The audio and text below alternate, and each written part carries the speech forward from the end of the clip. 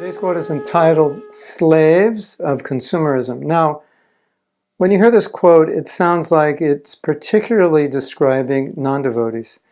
But I think in some ways, it's also describing us because, in a sense, we're slaves of consumerism, if not consciously, then unconsciously, because we've been programmed by consumerism since we were very young, because it's all around us.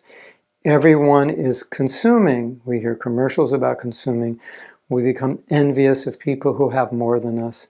So when you hear the quote and when we discuss it, try to hear it in the sense of looking at yourself and thinking, well, how does this relate to me? Not just that, oh, this is totally relating to everybody in the world who's not a devotee and that doesn't relate to me, because I don't think that's entirely true for many of us. Slaves of consumerism become slaves of debt. Then the slaves of consumerism must create slaves in other countries to produce the goods they buy. Artificial necessities, as Srila Prabhupada calls them. The result is that the average U.S. citizen consumes twice what they did 50 years ago, and most of what they buy they throw away within 6 months. Ads are designed to make us unhappy with what we have.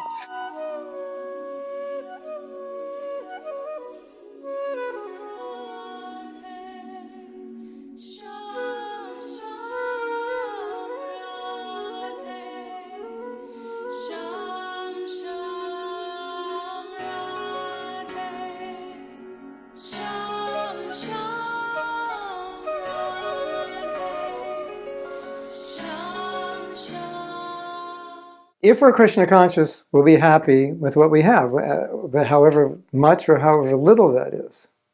And so when these ads are saying you're not happy because you don't own this product, we won't buy into it, but most people do. However, having said that, if we're not satisfied in our Krishna consciousness, that the nature of life, the nature of the mind, the nature of consciousness is always seeking pleasure in something it doesn't have. And so if we're not relishing Krishna consciousness, happy with our rounds, happy with the association, relishing Bhagavatam and so forth, some need is not being met, and we're going to try to fulfill that need with stuff. That's how we've been programmed. That's how we've been conditioned. And the irony is we become slaves. Slaves of purchases, thinking we can buy happiness. Then we become slaves of debt, and we create slaves in other countries who will work for very low wages so they can produce products which are affordable for us. Now, this statistic, 6 months after we buy something, at least Americans, we throw it away. It may sound astonishing, and I don't have that statistic in front of me. But whether it's 6 months or a year or two, I know from traveling around the world that Americans are wasteful. And Prabhupada pointed this out also. He said if something doesn't work, you don't fix it. You just fix it with money by buying something new and throwing away the old one. So Prabhupada was not like that. He was like the Adi or original green guru. Of course, maybe you could say all the gurus are green.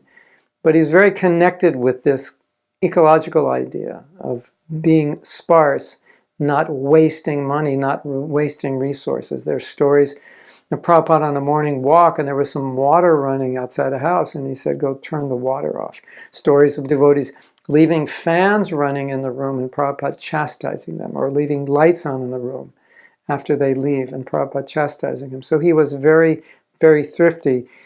He would spend millions of rupees, but he would try to save a few rupees here or there. He was very conscious of how we were using the resources that Krishna was giving us. And we ourselves, most of us weren't raised that way. So we were raised more with the idea of just, well, however much money you have, that's how much you can buy. And that's not a Krishna conscious perspective. It's not that we think we're going to buy more and therefore be happier. We like to buy things for Krishna. That's why deity worship is so important, because we can spend money on making Krishna opulent instead of making ourselves opulent. We can spend money on festivals. We can spend money on so many things. That's a blessing. We don't have to spend all our money on ourselves.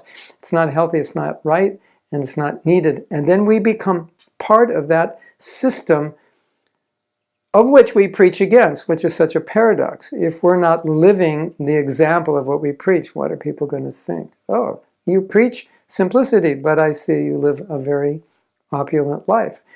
More opulent than you actually need. So something to consider. I'm not condemning anyone. I'm just bringing this to our attention that sometimes we need to reflect on the things that Prabhupada says about others.